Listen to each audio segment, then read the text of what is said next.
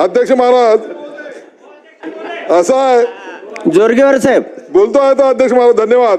या ठिकाणी अध्यक्ष महाराज, मी आपल्या अनुमतीने चंद्रपूर गडचिरोली जिल्हा नक्षलग्रस्त आदिवासी बहुल व इंडस्ट्रीयल जिल्ह्यामध्ये जनतेच्या अत्यंत विषयाकडे सभागृहाचे व शासनाचे लक्ष वेधू इच्छितो.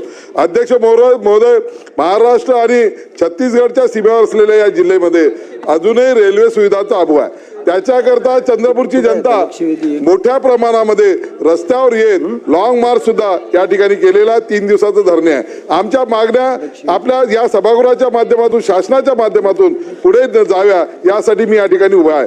चंद्रपूर ते मुंबई दररोज चालणारी सुपरफास्ट ट्रेन सुरू झाली पाहिजे.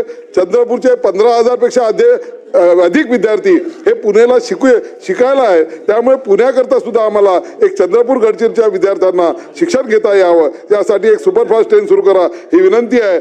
चंद्रपूर आणि नागपूर हे काही दिवसांनी जुळं शहर होणार आहे. इंडस्ट्री जी आहे ती चंद्रपूरमध्ये, नागपूरमध्ये आहे, परंतु या ठिकाणी रोज डेली शटल सेवा सुरू करावी ही आमची मागणी आहे.